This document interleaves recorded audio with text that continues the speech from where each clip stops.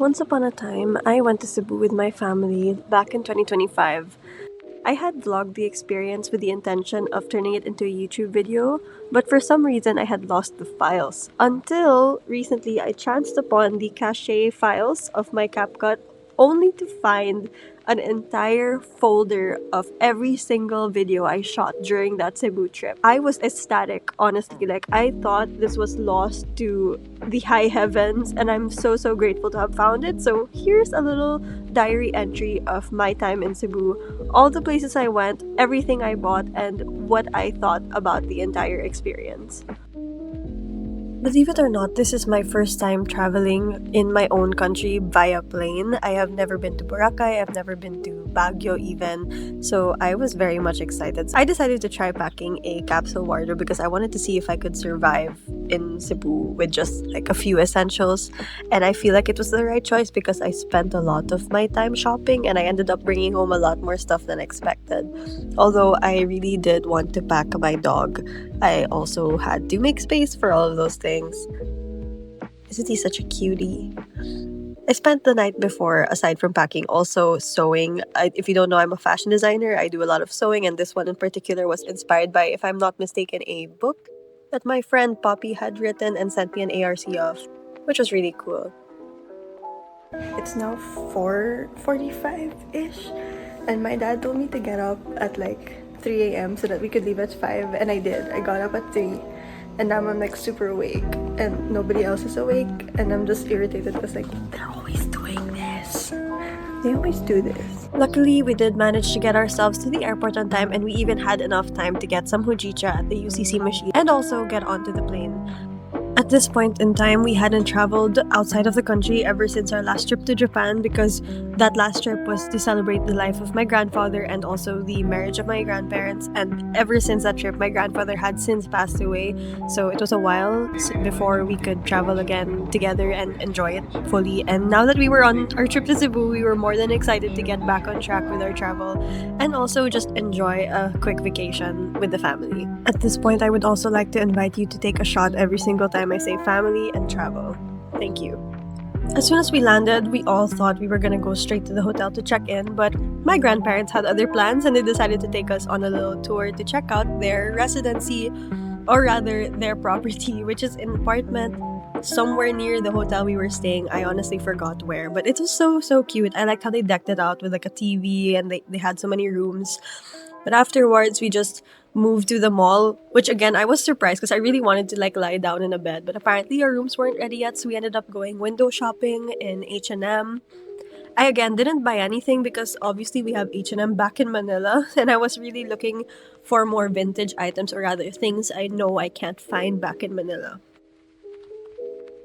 For the most part, I spent that afternoon just looking at all the homewares and honestly being an adult, because what do you mean, like when you turn 20 you start wanting to decorate a house?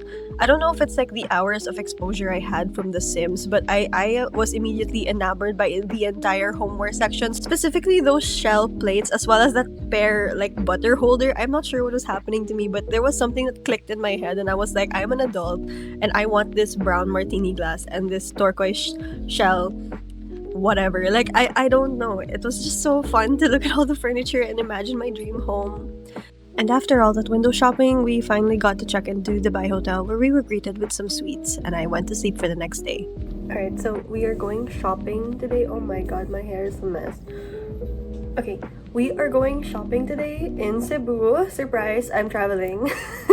In the middle of my vlog week, I've decided to go to Cebu so I could see some friends, hang out with family, and basically just explore somewhere new. So today my friend is going to be taking me out on a little Cebu trip. We are, I think, going to a bookstore and going to thrift around the city, but honestly, I'm okay with anything we do because I'm just really excited.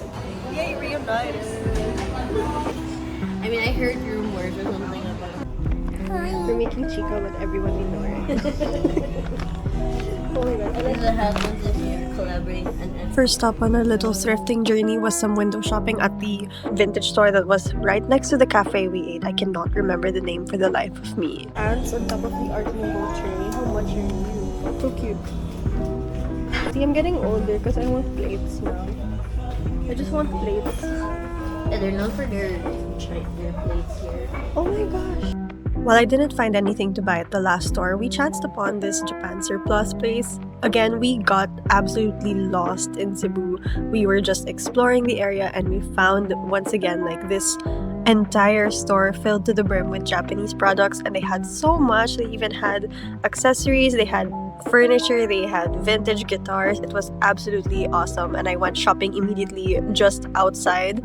And to my horror, I discovered there was a sale inside. So I immediately realized that I am going to be spending a lot of money at this place, and that's gonna be the end of it for my trip because my entire budget is gonna go into everything that I buy here. Oh my god, my friend Cheska's gonna lose her shit here. I mean, this is only stop number 2. Jesus, God. Even if we had already shopped a lot outside, there was still so much to look at inside. And like, just look at this, like the lamps, the candelabras, the amount of vanities that I wanted to purchase and take home with me. Unfortunately, again, I would have to handle all the shipping, which is not something I could handle at that time. But look at it, like, it's so beautiful. There were gigantic amethyst crystals. There were beautiful wine-filled cabinets, all the things that my lolas would have owned in their own homes, like this boat, which is a staple in my family because we have a shipping company, so there's a lot of that at home, and that kind of brought me back to my old lola's house, but way back when. This is a very fancy store. I found like a lot of brooches. This is so cute. Look at this. Love it. To say that we were overwhelmed was an absolute understatement because this place was full of brooches, as in almost every service that we saw had a set of brooches on it. Just look at this, like they had an entire 2 to 3 sections of all different kinds of vintage pieces, like different little cameo brooches, different heart-shaped brooches, different floral-shaped brooches, different bird-shaped brooches. Like they even had sections just for the animals. I love that they had such a huge collection of Victorian cameo necklaces and brooches, just because like I don't see that quite often. They also had all these little cufflinks that I honestly wanted to buy as well. However, I don't have any dress shirts that need cufflinks, but still very nice to look at and peruse because they even had branded ones. Oh my god, is that a tiara? Huh? It's a tiara. Where? They're on top. Oh yeah, what the hell? It's a tiara. Oh, this is heavy. These are earrings, cute earrings, and these are heavy. How much are they? I have no idea. Oh, the little... I think this is cute. The half open fan. Oh, my mom would love this, but she doesn't like antique stuff. So it's her Spirit. Mike's, we're thinking about you while we spend money because that's what you would have wanted. It's really nice. And I found that there were also a lot of silver options, which is awesome. I wish I had taken that blue one right there in the corner because I'm just now realizing how pretty that one is, as well as the fan. Aside from the brooches, of course, there are different kinds of accessories like bangles, which I loved. However, I wasn't really in a bangle mood. But I was, however, very much interested in all the different bags they had because they not only had beaded bags, but they also had different branded overruns, as well as this awesome like medieval bag thing that I really like. I forgot what it's called. It's a coin purse. They had a coin purse. And I was just astounded with the amount of options they had. And I was very much tempted.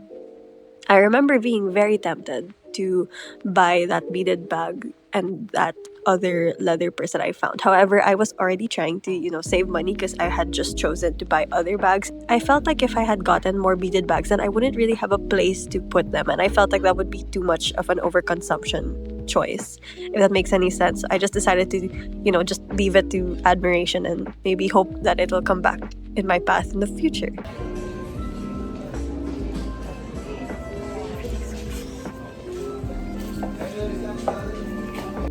In the corner of the shop, there were also these sections for shoes, and they had all kinds of designer shoes like Givenchy, Prada, and I really wanted to try on and buy even the Givenchy ones that I'm holding here. But unfortunately, because this is a Japan surplus, a lot of the sizes of the shoes were like size 7 and below, so none of it would fit my size 9 ass. In the other section of the store also, I found like more designer pieces. I think they had a lot of Manolo Blahniks. They even had this Birkin that was like made from an ostrich leather, and this piece was actually extremely rare. They even had like another one here which just goes to show how good they are at sourcing pieces. Upon approaching the registrar, I realized that I could actually ask them for specific pieces, so I decided to ask if they had a swan brooch, and lo and behold, obviously they had a swan brooch. And I did end up buying it, so I am very, very much happy with all of my choices. First stop, and we already spent over 2K. Oh my god. Look at all. My mom's gonna kill me. After all that perusing and frankly inhaling all of that dust from the vintage store, we decided to go out for some coffee. And I got to visit finally this place called Lost Books, which I have been looking forward to visiting ever since I saw it on Instagram. It is this beautiful little bookstore that I frankly thought was bigger, but when we got there, it was actually this little hole-in-the-wall kind of cafe. It had a long hallway of shelves lining the entire space.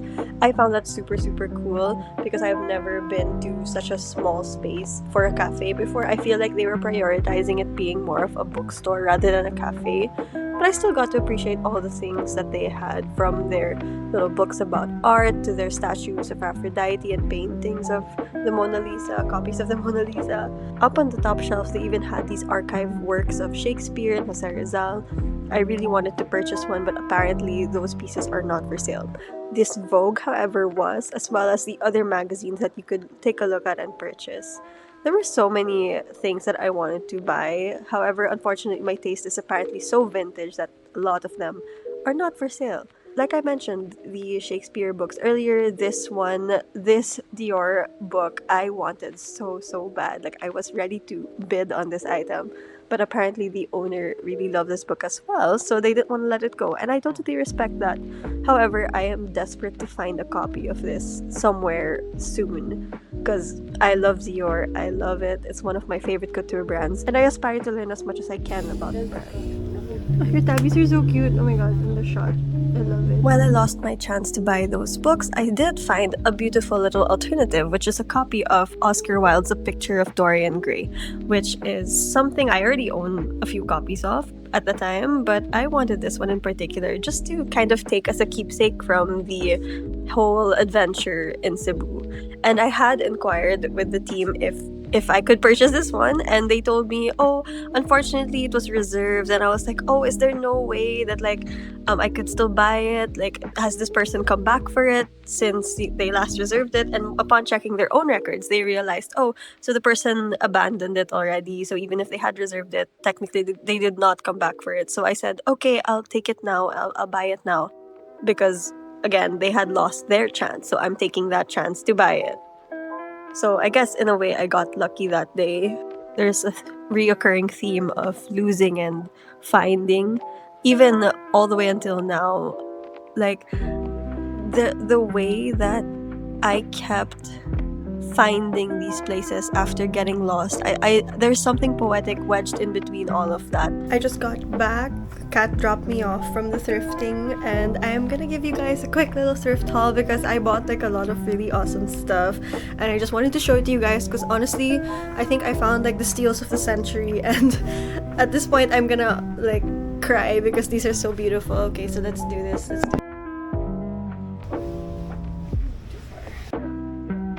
This is how big the freaking bag is, because that's how much I bought. I didn't buy a lot by any means. I didn't overdo it, but I definitely bought big enough things that they had to give me the big bag. But honestly, if you look inside, it's not a lot. It kind of stopped halfway, but I like that it was really absurdly big because it let me carry all my water and stuff around, so that was really awesome. So let's start with the haul. I'm currently I'm in this phase where I'm getting rid of all my old stuff because it's been with me for so long, maybe decades already, and I think it's time for me to grow up a little bit, get stuff that are a bit more serious, a bit more long lasting than the fashion brands I bought from, the fast fashion brands that I bought from when I was a teenager. And I thought it was time for me to grow up a little bit and get something more real. And I found these bags for 300 pesos each. There was a major sale and I was tempted to buy the entire stock, honestly, but luckily Kat was there to not only egg me on but also hold me back as much as she was making me, encouraging me to buy, because obviously we support each other.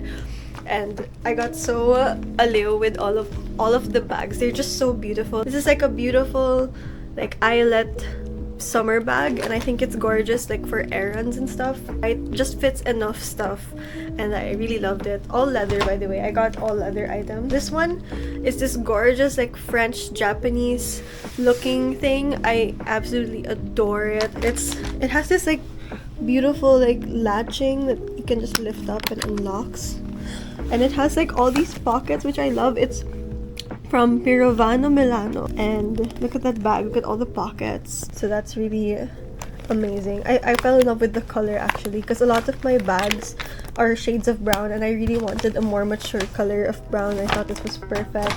And lastly, this one's my favorite. This one's honestly my super favorite because it has so many little compartments, and it's just so gorgeous. Like, let me show you.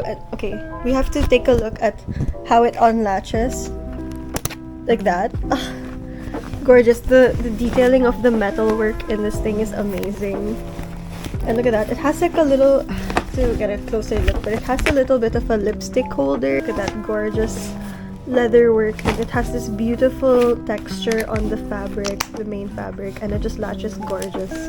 Just gorgeous. Okay, so that was my bag haul. Next in the bag, we are gonna look at the vintage brooches that I bought, because there were so many brooches, so many on sale on different price points from 200 all the way to 50 pesos. Kat and I spent most of our day here just trying to find the perfect brooches, and we even found matching brooches, so we got ourselves matching brooches. So we'll start with that one, I guess.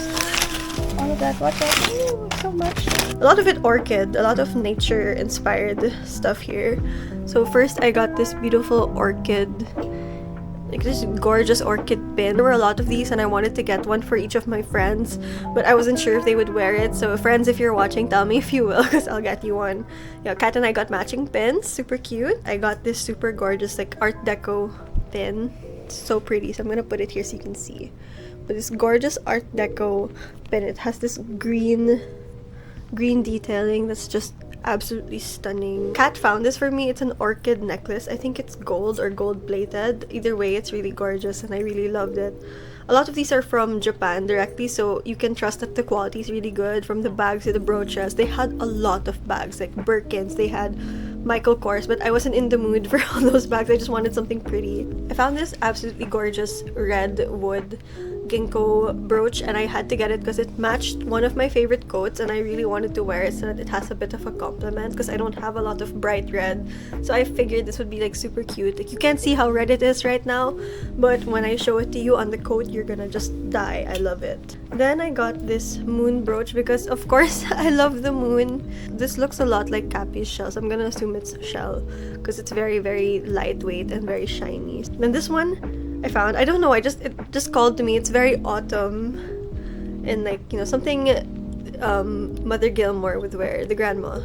I somehow sourced the perfect swan brooch. Like, I don't even know, like, my thrifting skills are god tier because I don't know how I managed to find these beautiful pieces. Like, I found an ostrich leather Birkin, I found Jimmy Choo's, I found Prada leather loafers, oh my goodness, and I found this absolutely gorgeous swan pin. Look at it. Stunning. I think this is my favorite find of of all the things I bought today. After all of this, we picked up and left, because honestly I was just about ready to buy the entire store, and Kat had to drag me out of there because it was too gorgeous. Had to have some self-control. But we went to this like little ukay shop, and I just my eyes caught this gorgeous like top. It's gorgeous. It was like simple and polka dotted, but it's not too polka dotted to the point that it's like overly trendy. I just wanted something like simple to wear at home, and all of my shirts were getting like ratty from years and years of use, so I thought, you know, something cute, so I just got it. Okay, so for this last one, I got this last item at Lost Books Cebu, which is a bookstore that has been recommended to me by a lot of people, and I wanted to buy at least one book because I heard they have really good classic copies. I heard they had a lot of awesome books. Actually, Kat found this like super gorgeous copy of Picture of Dorian Gray, and of course, since I love Oscar Wilde, I had to get it. It's so pretty. Look at this cover. Woo.